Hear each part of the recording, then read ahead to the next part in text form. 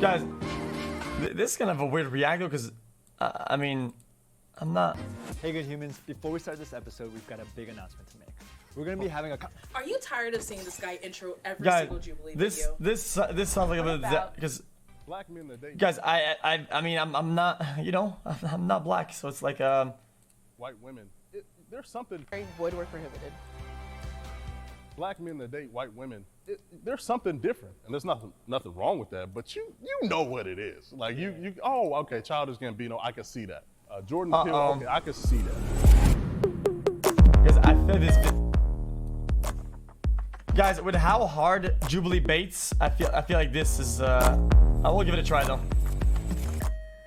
I am expected to have a big dick. What? 3, 2, 1, go. Jesus. Nobody disagrees. Yo. Yeah, I feel like it's a stereotype. And we know that stereotypes aren't realistic, but I mean, personal encounters, I don't feel like there's leeway. I feel like, okay, that one we're keeping. Like that's what the general notion is. I think it gets into the issue of positive and negative stereotypes and how people need to realize that there is no such thing. Because what you do is you put people into a box where they're expected to live up to a standard. And I feel like it's over-sexualizing black men. You know, you should want to date someone more for the pleasure physically that they can bring to you. And I know I've talked to people personally who will be like, oh, okay, you're black, you have a big member. And I'm like, well, I have other things to offer too. Like, I'm well-spoken, I have a good sense of humor, I'm well-traveled. Like, you go straight to like what's underneath my zipper. Yeah, I mean, that's been my experience. A lot of times, especially, you know, meeting different people, that's the expectation. And I just tell them, 2-inch Punisher, you know? Don't expect too much. I'm just joking, but it's just joking.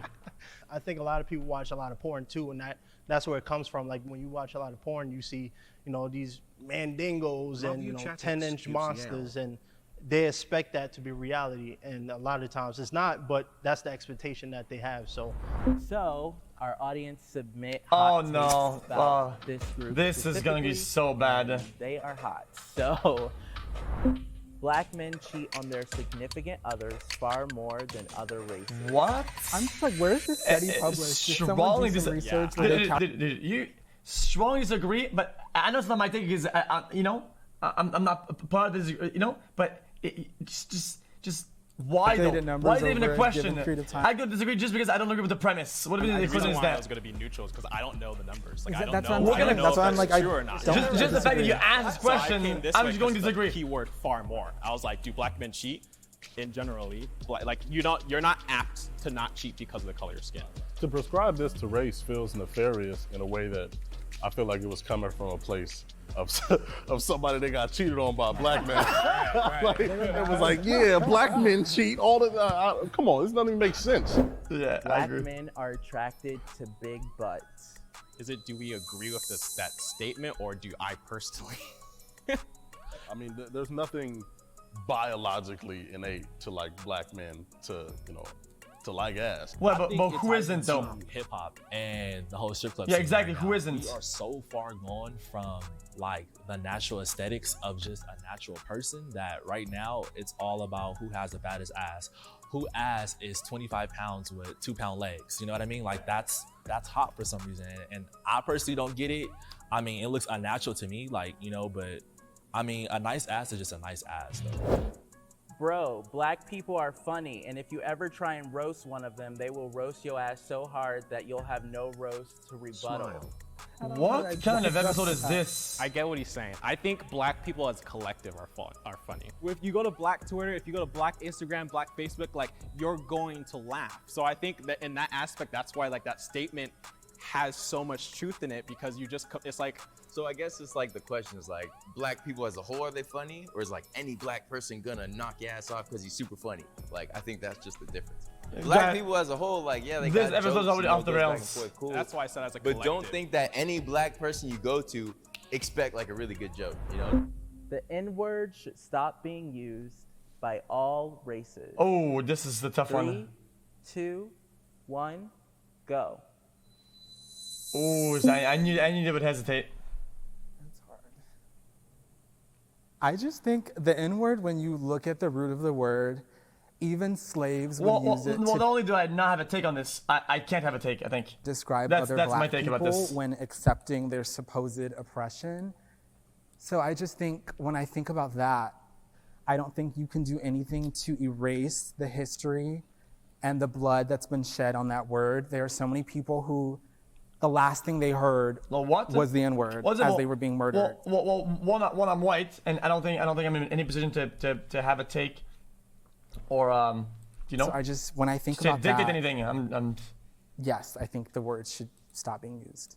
Personally, I feel like it kind of starts with us. The fact that we make it so cool within music and within like entertainment that it lets other people feel like they have a pass, or that it's okay because my favorite rapper said it, or I heard it here, or you guys say it all the time. How come I can't say it? But at the end of the day, it's black culture pain, and if anyone's going to be using it, it should only be us, and that's it. You can't really own a word.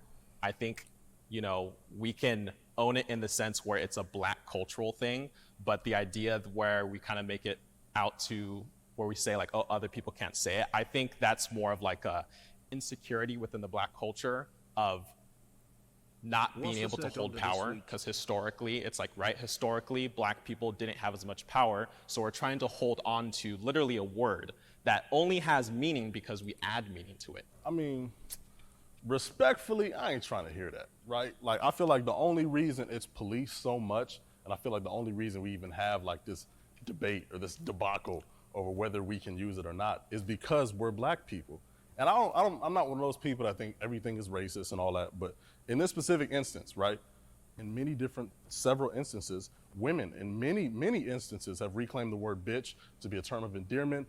There are, in the 90s, there was heavier women reclaimed the word fat, obviously respelling and things like that. But I feel like in those instances, nobody bats an eye. Why is that understood? But with this, it's so confusing. Like, can we really make a parallel with this one, guys?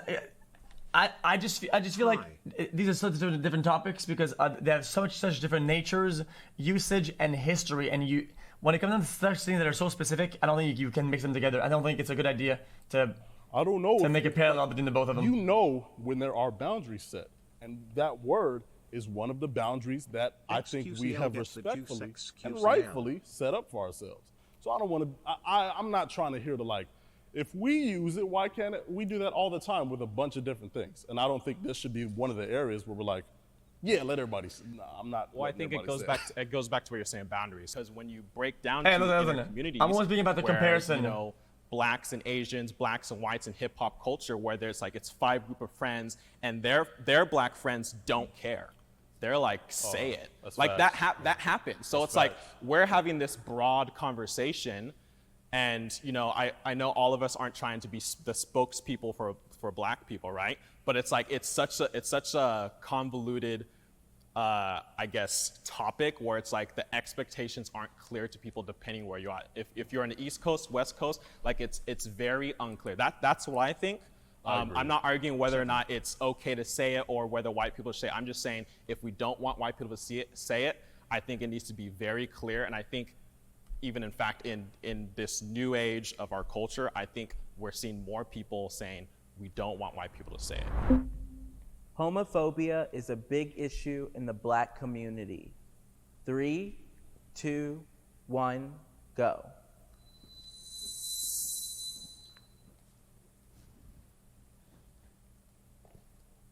A lot of us black men, we will rather. Wait. I think this is one of the things where it's like I think it's overall a big issue. Friends with the homie that, you know, probably has a rape attached to his name than the homie that's part of the LGBTQ plus community, and I think that's something that we gotta work on. I don't think it spikes much harder in other areas. I think it's overall. I don't understand the whole. You think it's worse? I don't know. Phobia of what he decides to do in his free time or behind closed doors, why does that bother you so much? Why does that affect you? Like, why do you feel like it's such like the scum of the earth? And I also think it comes from religion, because I don't want to get too controversial with that, but people are very religious, especially in the black community, you know, Christians. And you know, when you talk about the Bible, you know, they say, you know, homosexuality is a sin. So a lot of people have that ingrained in their mind. This is absolutely not right. And for a lot of people too, when they see a man, they want to see a manly man, and they associate that with being straight. Heterosexual men have a fear that homosexual men will treat them how they treat women, if that makes sense. And so they're afraid of that treatment. And I'm on somewhat agree because I'm rather torn. I think I've lived a life where I'm around very open-minded, inclusive people. So I'm not sure how big of an issue it is in the community. But I know that in the Black church sphere, homosexuality is often made out to be the worst thing that you can be. There's almost nothing worse than being gay. And I think that's also where some of the homophobia comes from. We like to ignore all the other sins, all the other things that the Bible outlines that are not, holy. And then we just take homosexuality and we make it the worst. Granted, the Bible says it's an abomination. I get that, but the Bible says any sin will send you to hell. Okay, so you're trying to say you're not gay, don't talk. Okay, if he makes a parallel between homosexual men and heterosexual men, it's a parallel. You can both talk. What are you on about? You can't be pro-black. It's not a one-sided, exclusive discussion. What are you on about? And date a white person. 3, 2, 1, go. The what? Pro-black and date a white person. These questions, that is super hard to bait. Go. Oh, never mind. I think really the issue with this statement is, for me. Hey, Jubilee, here's a Prussian idea. How about you guys swap the agree and disagree, and you put it in a way that disagree matches the right side. Disagree on the left, agree on the right. Because now we're all confused. 90%, we think that 90% are going right side, but then they're going left side. So it's like, what's happening here? Really, the issue with this statement is, for me, if you are a stand-up person and you stand up on your morals and your character, it doesn't matter who you date. And I think a lot of the issue is a lot of people get into, interracial relationships, or they date white people and they forget who they are. And if you are pro-black, it doesn't matter if you're dating a black person, a white person, because you can date a white woman and a black woman and still not even be for the cause. So I really think it's up to the person if they stand on their morals or not. I agree to a certain extent, but personally me, I feel like if you're pro-black, you're pro-black for everything. Like, you're for the advancement of the race, you're for businesses, you're for everything black. So it's kind of hard for me to understand how someone can be pro-black and want so much for, the black culture and the black race, and then they're in a relationship with someone that doesn't represent that, So are you saying that if you are black and you're pro-black, you cannot act on attraction to someone from another race? Personally, I'm not pro-black, but in my mindset, like, I'm saying if you're pro-black, you wouldn't find someone that's not black attractive to me. Not saying attractive, but you wouldn't even want to cross that. I'm gonna go ahead and engage in a relationship with. I'm gonna go ahead and just watch it and just listen. Like lust, like, hey, she's an attractive white woman, but ideally, you want black kids, you want black family, you want your lineage to carry on. I don't know. I feel like the question in itself kind of like low-key negates the demographics of the country. I mean, black folks make up 13% of the country, roughly, and a lot of the time we live in concentrations. So, you know what I'm saying? If you in Iowa, it's gonna be a little tough to find you like a black woman, especially somebody that might identify as pro-black with you. So I think it depends on what you do, not who you decide to be with. My first response to that is like, guys, what's the point of I'm just trying to learn things, and I don't know what term pro-black means. It's like I don't know what's the meaning of the term, so it's kind of hard to even understand the premise. We get upset the that people topic. do it to us in general, like looking at black people and judging them and stereotyping them and making assumptions about them. Is like, so on the flip side, why should we be doing that to other people, regardless of who they're in a relationship, depending on the color of their skin? I'm not gonna lie. Because of how it's worded, being pro-black, I mean, couldn't a white person be pro-black? I do. Like, I look at people differently based on who they marry. Because dating, you could be dating for fun. I feel like I look at people different based on who they marry. Like Jordan Peele, Childish Gambino, I feel like I can look at them and be like, I'm not looking down on them. I don't think of them negatively, but I'm like, oh, I see. And like, oh, okay, I see, like, because like black men that date white women, there's something different, and there's nothing wrong with that. But you know what it is. Like oh, okay, Childish Gambino, I can see that. Jordan Peele, okay, I can see that. I can't think of another example, but I feel like I can tell, like, okay, like that's cool, you know, I'm happy, you happy.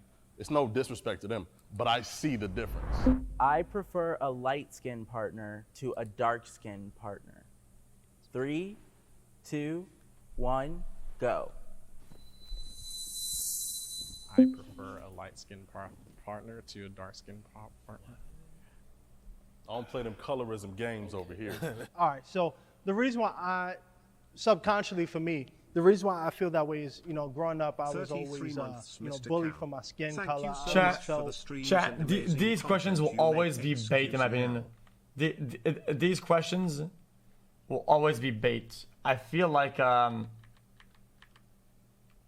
of place, you know, I was always told I'm not black. You can have a preference, but if you voice a preference, it doesn't matter what it is, you are wrong. Based on people's perspective. You constantly hear that and you get beat down with that, and no, you know, it's how it is. Don't tell me that this is not true. You can and you will, people will always have preferences. That's just how people are. People will always have preferences, whether it's one or the other, right? But once you voice that preference and say, hey guys, I prefer this, then everybody gets ultra mad. It's one of those things where you just don't talk about yourself. And like I said, I grew up in a broken home. You just can't talk about it. You just can't say anything. It took me a long time to figure out myself.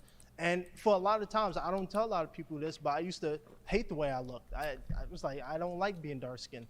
I want to be light. And I'm just being honest. But now I'm more comfortable with myself. I guess I have a question. Do you think it's because you look at a potential partner as lighter skinned so that your potential children or so would be lighter skinned so they don't have to go through what you feel like you went through? Nah, at the end of the day for me, I'll marry whoever I seem fit. So it really doesn't, to me, matter about the skin color, but I will admit subconsciously I do think, when I see a light-skinned woman, I actually, look a little longer, or I might linger a little longer, or be a little more interested just because of, that consciousness that I had growing up. So it's not something that I say that dark-skinned women are far unsuperior or light-skinned women are more superior. So a preference? I don't get it. Because of the constant beat down and the constant hatred about me being dark-skinned and the way I was treated, that subconsciously I do think that way. But do you feel like you have some sort of self-hatred because of that? Yeah, well, not anymore, because it took me a long time. I mean, this started happening, like I said, when I was 6, when I got in. So a subconscious preference. Now I'm more comfortable with looking at myself. I'm a good-looking, tall glass of chocolate milk, so, chocolate. I have a question. Do you at all feel like you've become the person that bullied you by then having this preference toward lighter-skinned people as opposed to someone that would look like you? I will admit, yes. I will admit that, and like I said, we just shooting a realism. So I do agree with that. Yeah. This hair's kind of sick though. That's why now I'm focusing on myself, and being a part of this discussion is very important for me, because I'm starting to realize that prejudice needs to go. And I see this a lot. That's a good piece of hair. In the entertainment industry now, where they want a black woman, but they want your complexion. They want that light skin that look like she can go in between the white family and the black family. And I think I only speak openly about it because I know there's a lot of people who feel that way too, but they don't want to admit to it, or they don't want to express it. Next question. I currently go to therapy. What? 3, 2, 1, go. Hey, okay, let's go ahead and skip that. Users are smarter. Since most people have 2 SIMs, one for work my and one father for pleasure, was present the dual in my SIM life. feature allows them to keep 3, just one phone. 2, Fuck 1, go.